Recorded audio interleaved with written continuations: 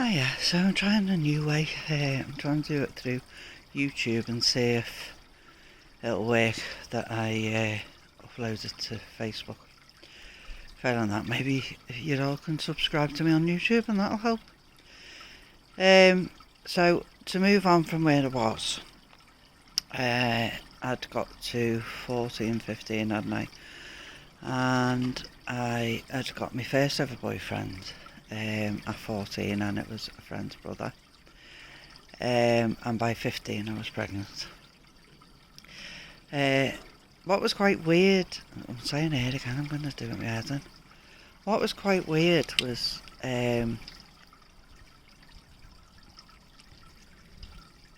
remember, no, it was either before I got pregnant or just as I got pregnant, a member of his family, or very good friend, you know, like family, saying to me, because they knew we'd been together for a while and possibly, you know, we're getting serious and that, she'd said, are you having sex, basically, and if you want to, I'll take you to the doctor and put you on the pill, your mum doesn't have to know. And I sort of went, oh no. It was as if going on the pill was too grown up for my age, but sex wasn't. Go figure. So that was sort of the mind frame I was in. I was still very, very naive, and I was just sort of experimenting and what have you. And not. Do you know what I think from all my, not just my early years actually, right up until I got to 48 and went on a programme, this 12-step programme, I don't think I looked into consequences of things so much. I don't think I weighed and measured very much. Now looking back at it, I didn't know at the time that I wasn't doing that. But I don't think I certainly, thinking about it now, and that scenario of being offered to go on the pill, but saying no, and then just getting pregnant anyway, I don't think it even entered my head that, well, I might get pregnant from this. How bizarre is that? Even though somebody had said it to me, so, you know, I really was quite naive and stupid. You know, I know it's not stupid, but you know what I mean. Which is mad, because I had 3 elder sisters who were all dead open and honest with me, and, you know, so, whatever. Anyway, that's what happened, I got pregnant. And that, in and of itself, obviously massively changed the course of my life. I was quickly in a place where I had to grow up very quickly, but I don't even know if it did. You know, it was, I mean, my mum and dad were amazing. I can't fault them. They did the best of what they could, and what they thought, which was to try and make me still have as much of a teenage childhood as I could. So they did their best to make me be able to go out and they mind the baby, to be able to go and work and get a job. You know, at 16 I was on a youth training course at Capenhurst, you know. They, even to I was you only got £25 a week then, and I had to give mum £10 of it for me and the baby, you know, sort of thing, which left me with £15 a week, you know. But again, it was trying to teach me that responsibility and stuff. But I think possibly in the back of my head, I always knew I had them to fall back on, really. So I don't know that it did make me grow up that quick. But I did have all the judgment that went along with that. I mean, I'm talking 40 years ago now, and it was quite shocking, especially I was in a all girls Catholic school, you know, cliche or what, and so it was very, very frowned upon, very looked down upon. I had lots of people judging me and what have you. And I mean, judgment in any form of shape or form or whatever is just horrible anyway, isn't it? So on somebody who's 15, absolutely terrified of what they've done and what life is going to be like now. I guess it was possibly the start, if it hadn't happened before, of my low self-esteem, low self-worth, and feeling like I was, well, without knowing it again, maybe that I was not very good at making decisions. And that then led on to obviously being a teenage mum, which, as I say, my mum and dad did the best to help me, so did my sisters and my brother. However, there are things that were just going to happen, weren't they? It meant that any relationship I then went into, I had to think of telling this person that I had a couple of year old baby or whatever, because at that point, when I met the kid's dad, it must have been about 18 months, I think. I can't even remember, I'm not that sure, and I don't really want to delve that far back into it. But I can remember feeling embarrassed. Not of him, of me, that I had put myself in that position, possibly. And I'd say that now, I wouldn't have said it in that frame, in that tone, in that way then. Because then I was a victim. Everything had happened to me. I hadn't done anything to make things happen, and I spent 48 years of my life being a victim. And you know what? So good not being that victim anymore. So yeah, there was lots and lots of emotions, lots of shaping my future caused by that, and but also lots of good and positive things. I've got a beautiful eldest son who has grown up with me. He's quite often been more the adult than I have been.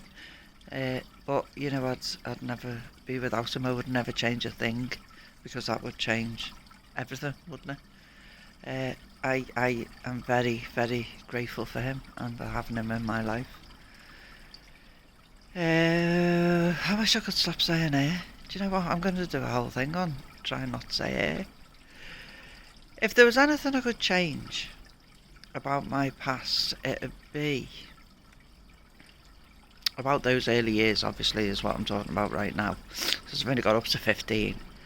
It'd be that I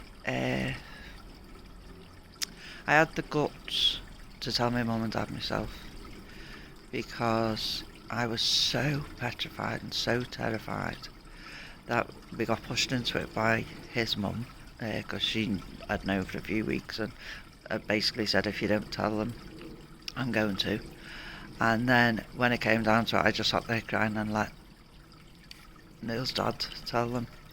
And it was up until my dad died at the age of 23, I always said it was the worst day of my life, because the fear and the feelings and the heartache, the shame, the guilt, the amount of emotions as a 15-year-old child I went through on that day were horrendous, absolutely horrendous.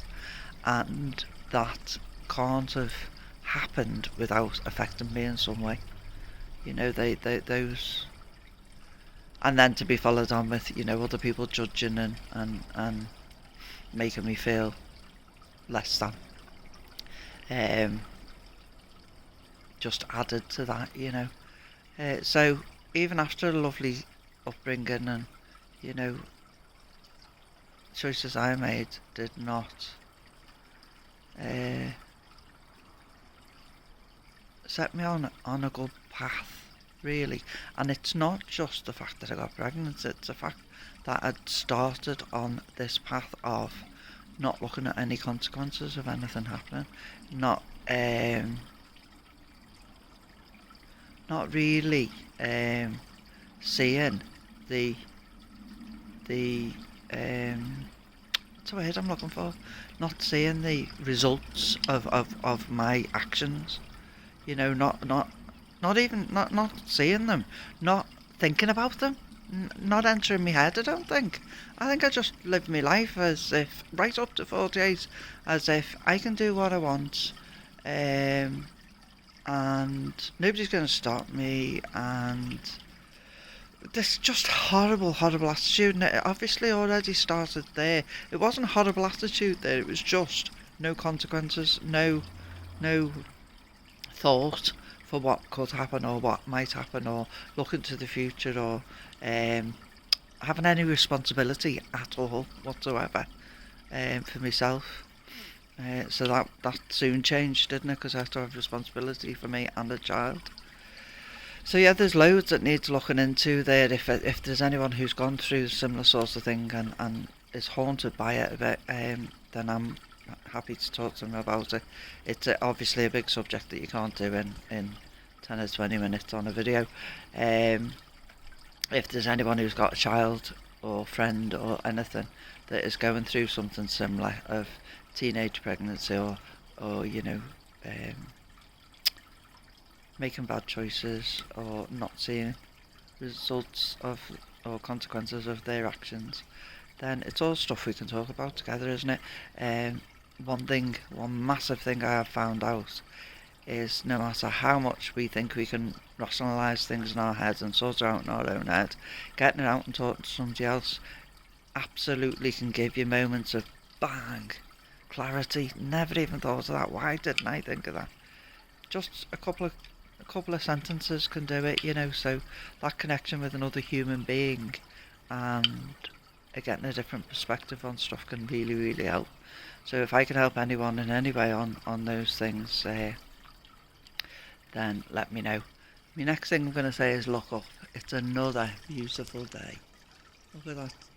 Blue skies, sunshine, and apparently we're in for a load of it, aren't we? So yeah, my next heading on from that, my next big thing will be to do with me marriage, which I'm not going to go into massive big details because my kids are on here and there are things that they don't need to know. There are things that they do know but wouldn't want me discussing, and I respect them too much to do that. However, I will skirt around some things so that you know what I can talk and help, and maybe you can ask questions about.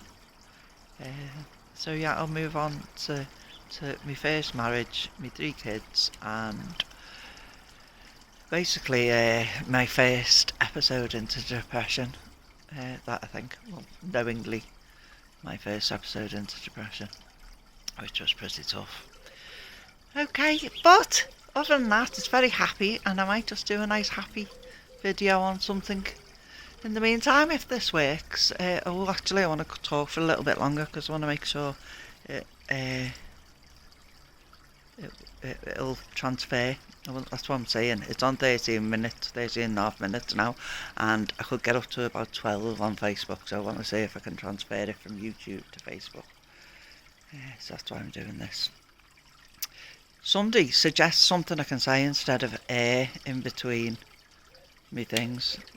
I. Just something that'll stick that I can say that doesn't sound as common as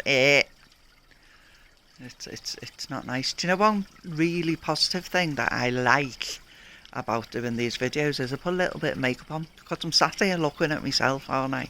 So I don't want to be sitting here looking thinking, oh, I should have hidden them bags, which is hard to do. Or, oh, my lips look a bit dry, or, my eyebrows, you can't even see them, or whatever.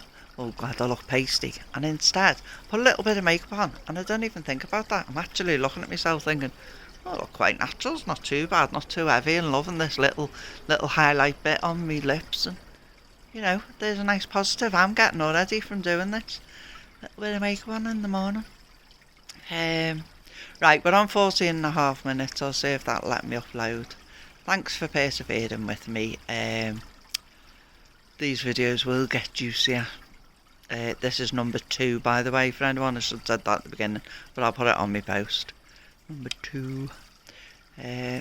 Speak to you all soon. Have a beautiful day, and I hope you've got peace in your mind and heart. Bye.